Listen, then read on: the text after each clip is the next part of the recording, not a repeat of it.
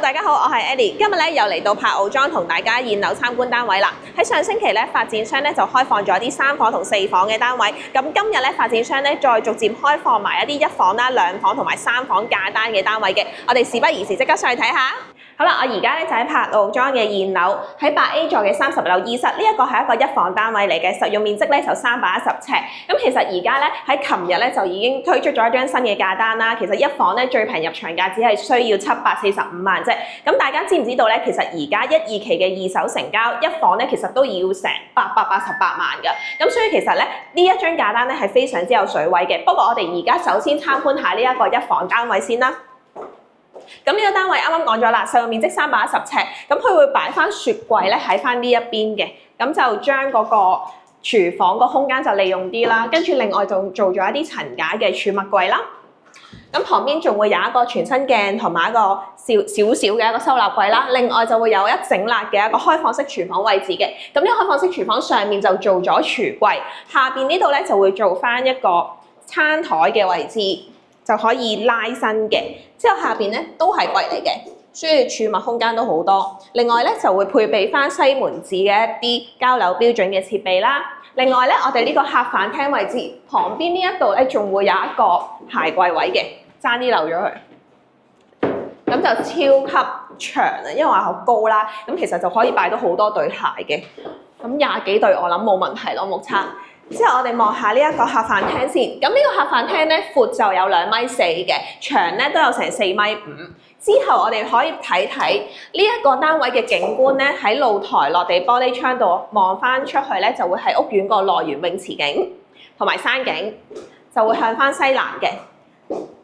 之後就會係一個套房嘅設計，浴室咧就會喺翻房間入邊。咁可以見到咧，呢度窗望翻出去同樣都係一個廳嘅望出去嘅景觀。咁呢間屋嘅採光度都好好啊。另外旁邊咧就係浴室位置。咁呢個浴室就會係一個浴室咧就會係一個淋浴間嘅設計啦，乾濕分離嘅。咁洗衣機咧就會擺翻喺浴室嘅入邊，就喺呢一度。咁發展商都好貼心嘅，呢一度就會做翻個燙衫板，放翻戶主燙衫。之後咧呢度就會係一個可以拉翻出嚟咧，去做翻晾衫嘅一個位置。咁呢一間咧就係8A 座30樓2，實用面積310尺嘅1房單位。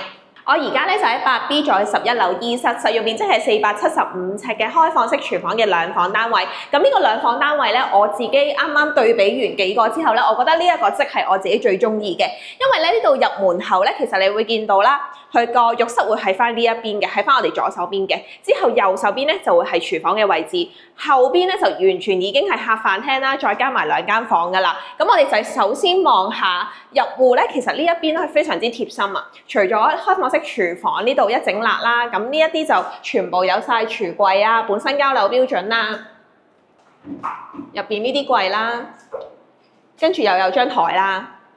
之後咧呢度咧仲係有個連身鏡之餘咧，其實咁樣打開翻咧就係一個勁大嘅一個鞋櫃位。咁我諗擺30零對鞋係冇問題嘅。係超大，跟住之後發展商仲要咧偷埋呢個位，又係可以做到個層架櫃嘅，係啦。咁呢啲就可以自己調節啦。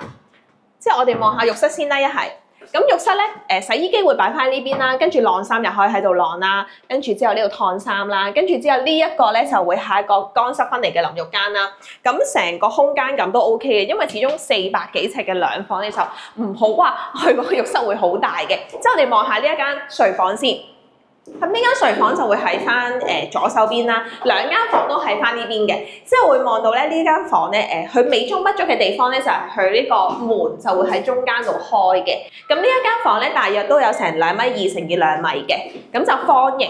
之後我哋望下間主人房先，咁呢間主人房咧就有3米乘以2.2米嘅，望翻都係同一個景觀咧，就係廳望翻出去嗰個屋苑嘅內園景。咁我哋而家咧就會喺11樓，咁其實11樓望翻出去咧，其實嗰個景觀就會係多咗一啲綠化嘅嘢啦，同埋內園嗰個泳池嘅。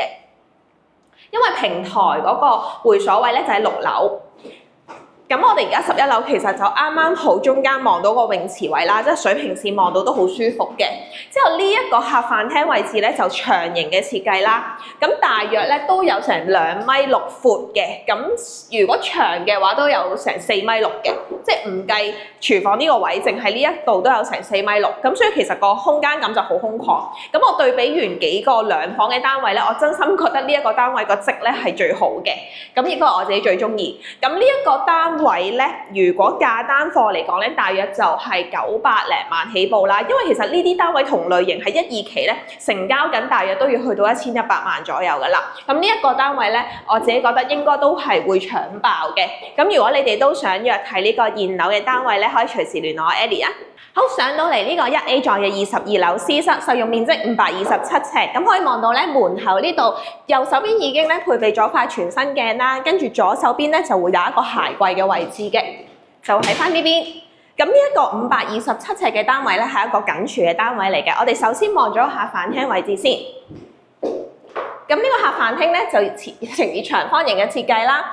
之後我哋望下個景觀先，落地玻璃窗望翻出去咧係屋苑個內園泳池景，咁都非常之開揚嘅，因為遠望咧就會望到山景啦，之後就會望到個屋苑成個綠化嘅位置嘅。好啦，再望下個廚房位，廚房位出邊呢個位咧仲會有一個對流窗嘅，之後咧就係一個緊廚嘅位置。咁就 L 型嘅工作台面啦，配備翻係 Bina 嘅爐具啦，西門子嘅蒸焗爐同埋抽油煙機，之後雪櫃會擺翻喺呢邊嘅。好啦，再望下兩間睡房先，呢度咧就係會有客房個位置。咁兩間睡房咧同埋個廳咧都係廳房同向嘅，咁所以都係望翻同一個景觀。之後咧我哋望下浴室。咁浴室本身交樓標準啦，有個乾濕分離嘅淋浴間，之後咧洗衣機會擺翻喺呢邊嘅，呢一個會有個燙衫板，之後就會有一個晾衫嘅位置嘅，就會喺翻呢一度拉翻出嚟。咁就浴室寶啊嗰啲啦，之後就主人房位置。好啦，主人房就會有一個工作露台嘅位嘅，咁望嘅景觀咧都係屋苑嘅內園景。之後咧可以見到呢個就會呈現方形嘅設計啦。咁就三邊落床係可以嘅，但係正常我哋啲客可能就會拍翻喺呢一邊嘅位置，就會相對呢度就會擺一個可以擺個高身嘅到頂衣櫃。咁呢一間咧就會係喺1A 座嘅22樓 C 室，實用面積527尺。咁22樓咧其實望出去已經好開揚㗎啦。上到嚟柏傲莊現樓嘅8B 座30D，實用面積472尺，係一個兩房開放式廚房嘅單位嚟嘅。咁見到咧入戶門口呢個位咧，右手邊就會有全身鏡啦，之後就會有個發展商嘅一個儲物櫃。另外鞋櫃咧就會放翻喺呢邊嘅，咁就咁樣開翻，咁就層架形式。之後咧就會係一個長形嘅客飯廳位置，咁就大約咧就會有2.6米闊、5.6米長嘅。之後咧就會有一個開放式嘅廚房喺翻呢邊嘅。咁就一整辣。咁我哋重點介紹下廚房嘅位置先。廚房咧上面就做咗一整辣嘅儲物櫃啦，咁收納空間都 OK 嘅。下邊呢一度咧就做咗一張可以摺嘅台啦。之後下邊咧就係櫃嚟嘅。呢度就做咗一個可以擺餐具嘅一個層架。下邊就蒸焗爐啦。另外呢邊就係垃圾桶啦。再開咧就係雪櫃位置嚟嘅。咁洗衣機就會喺翻浴室位置嘅。另外咧，我哋呢一個單位咧係可以享有一個屋苑嘅內園同埋泳池嘅景觀，就向翻西南啦，遠望仲可以望到啲山景嘅。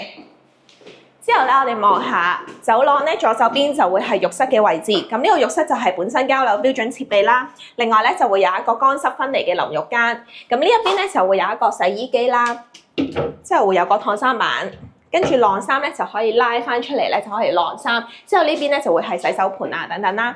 另外咧呢一個客房嘅位置，咁呢間客房咧就都係望翻我哋廳望嘅景觀嘅。咁就廳房同向都係向翻西南。咁呢邊咧擺到床之後咧，可以喺呢度做一個高身嘅到頂櫃啦。好啦，去到主人房。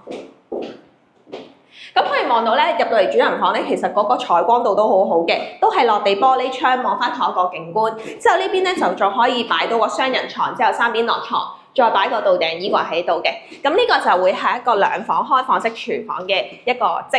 咁我自己覺得都幾好嘅，因為佢嗰個472尺嚟講咧，佢呢一個廚房嗰個工作台面都 OK 啦，因為佢係一整肋啦。咁你煮嘢食嘅時候呢邊都好空曠嘅。上到嚟8B 座嘅30樓 C 室，實用面積係814尺嘅。咁呢個單位咧就係而家發展商開翻出嚟嘅價單其中一間係明碼實價嘅大單位。咁呢個單位咧就係做咗3房1套連一個儲物室嘅位置嘅。咁呢個就係入戶個門口位置啦。然之後咧經過玄關位呢度就會有成一整欄嘅鞋櫃位嘅。跟住之後就會係廚房。咁我哋睇個廚房先。呢個廚房咧就 L 型嘅工作台面啦，咁有晒紅酒櫃啊、Miele 嘅蒸焗爐啊、爐具啊，同埋有個抽油煙機、雪櫃等等嘅。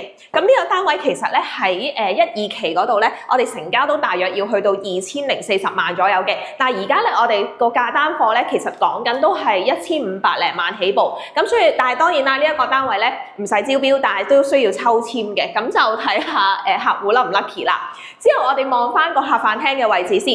咁呢個客飯廳咧長咧都差唔多有成6米嘅，闊就差唔多有3米。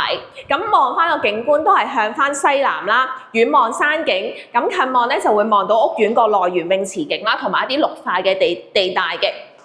之後我哋望下先，喺走廊咧右手邊呢度會有一個儲物室嘅空間嘅。咁你可以做翻個工人房啦，因為佢都會有冷氣機嘅。咁樓底亦都好夠高啦。之後咧發展商非常之貼心嘅，喺走廊呢個位咧就擺咗一個儲物櫃，仲會有埋感應燈啦。咁層架形式嘅就可以收翻啲用品入去啦。咁就再嚟咧就會係一個浴室嘅位置。咁呢個浴室咧係一個名廁嚟嘅，有窗，亦都有一個淋浴間乾濕分離啦。洗衣機會擺翻喺呢一度嘅。之後就會有一個燙衫板啊、晾衫嘅位置。之後咧就第二間，應該話第一間嘅客房。咁呢間客房咧，呢度可以擺完床，仲會有一個凹位嘅。呢度有個衣櫃位置嘅，咁就可以擺翻衣櫃喺呢邊。咁所以咧，另外呢一邊咧，你就可以擺一個梳妝台或者一個書台都 OK 嘅。咁呢邊都係望翻同一個景觀。嚟到第二間客房咧，呢間就方正啲啦。咁個景觀都係望翻同一個嘅。好啦，我哋望下呢一個主人房先。咁主人房呢邊都係可以三邊落床嘅，同樣都係望翻呢個景㗎啦。咁隔離咧就係可以做一個到頂嘅高身衣櫃嘅，因為樓底夠高，咁你可以再訂做一個高身櫃，就可以擺翻啲衣物啦。